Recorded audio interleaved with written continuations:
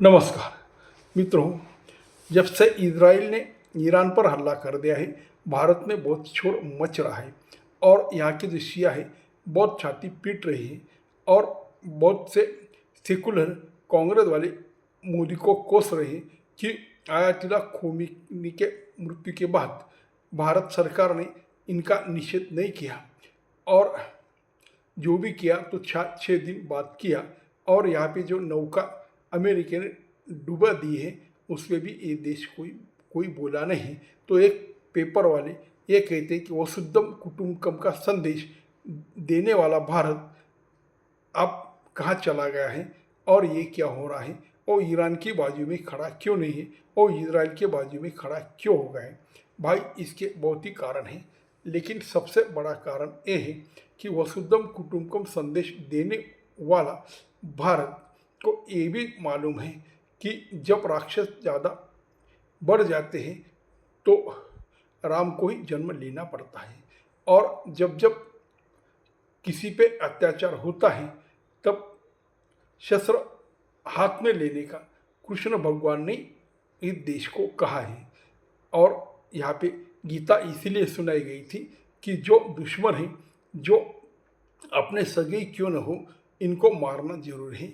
तो भाई यहाँ पे कौटिल्य ने जन्म लिया है, लेकिन भारत बीच में भूल गया था।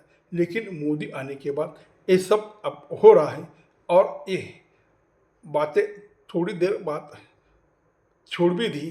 तो आज के ज़माने में मोदी ने ऐसा क्यों किया, ये जब आप देखेंगे तो प्रैक्टिकली देश का कुछ कर्तव्य होता है और देश भावना के आधार पर नहीं तो प्रैक्टिकल आधार पर चलता है।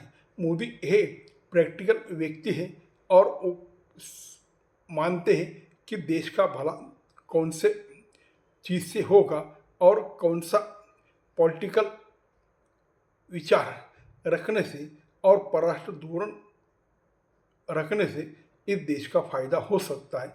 इसीलिए कुछ ऐसी कारण है जिससे वो इजराइल के बाजू में चले गए और ईरान की बाजू उसने ली नहीं। पहली बात यह है, इजराइल हमेशा भारत के पीछे खड़ा रहा है, चाहे वो कश्मीरी मुद्दा हो या जम्मू कश्मीर का जो भाग पाकिस्तान ने ले लिया, फिर कश्मीर को भारत का हिस्सा बताने वाला पहला इजरायली देश था।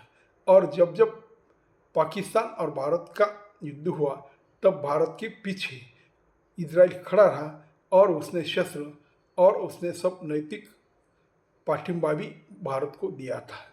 दूसरी बात, इजराइल हम मुस्लिम विरोधी देश है और मोदी का धोरण ऐसा है कि यहाँ पे जो भी मुस्लिम है वो ठीक से रहेंगे, देश से प्रेम करेंगे और देश से उन्नति के लिए खड़े होंगे तो मोदी उनके साथ हैं। लेकिन वो दंगा फसाद करेंगे, वो अलग देश की तरफ देखेंगे और भारत को अपनी मातृभूमि नहीं मानेंगे, ऐसे मुस्लिम मोदी को ही नहीं चलते हैं। तो भाई ये भी दूसरा कारण है। और तीसरा मुझे ऐसा लगता है कि यहाँ पे जो पारसी समाज है वो बहुत संपन्न और पैसे वाला है, बहुत व्यापार इसने बढ़ा दिया है और इसका फ़ायदा भारत की इकोनॉमी को होता है। तो पारसी समाज में जो दुख है, ईरान उनका देश था, वहाँ पे पारसी राज था, लेकिन इन लोगों को भागना पड़ा। तो उनके मन में बहुत मलाल है कि यहाँ ईरान के मुसलमानों ने इनके पर बहुत अत्याचार किया है, इसलिए पारसी लोग हमेशा ईरान का मुस्लिम राज का विरोध करते हैं। तो इनको एक अच्छा मैसेज देना था कि भाई हम पारसी लोगों पे जिसने अत्याचार किया उनके बाजू में हम खड़े नहीं हुए, हम इजराइल के बाजू में खड़े हुए। तो भाई यही इनके अच्छे कारण हैं। और ईरान की बाजू न लेने का कुछ ऐसे कारण है कि वो मुस्लिम देश है और भारत एक हिंदू देश है। दूसरी बात कि वहाँ पे जो खोमेनी सुप्रीम लीडर थे, उसने उन लोगों पर बहुत अत्याचार किए थे और मानवता के लिए ये ठीक नहीं था। भारत सब देख रहा था वहाँ पे हिजाब क्रांति कैसी हुई थी, लोग बाहर कैसे खड़े हुए थे और जो नागरिकों को ठीक से सुविधा नहीं दे सका उन पे सुरक्षा नहीं कर सका, उलट उन पे अत्याचार किया। ऐसा अत्याचार देश और खोमनी जैसे कुरुकर्मा के पीछे भारत कैसा खड़ा होगा?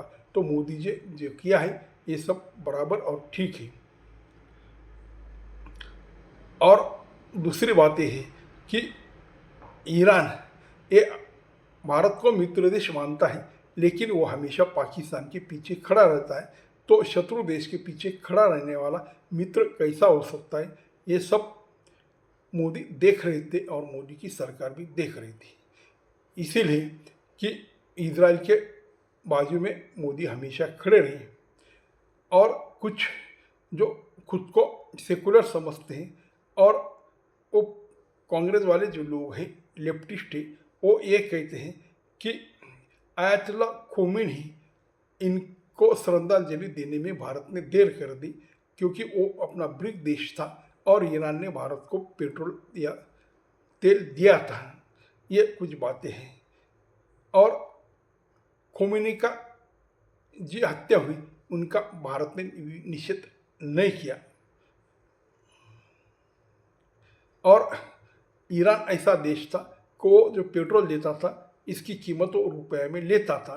ये भी उनकी बाजू में जाने का कुछ लोगों का कहना है। और चाबार जो बंदर है वो भारत को उसने चलाने दिया था। और सुन्नी लोगों से शिया लोग ज़्यादा मवाड़ होते और ईरान तो शिया था, तो इसीलिए भारत ने ईरान की बाजू लेनी थी, ये लोग कहते हैं। तो आप ही सोचिए जो मैंने कहा है उसमें सही क्या है गलत क्या है। मुझे तो लगता है जो निर्णय भारत सरकार ने लिया है वो बिल्कुल बराबर है, लेकिन किसी लोगों को उसमें कुछ दिक्कत हो सकती है। तो दिक्कत होगी तो आप ज़रूर कमेंट करिए और मुझे बताइए कि भाई ये ऐसा ऐसा होना चाहिए था, ये ऐसा ऐसा गलत है। नमस्कार।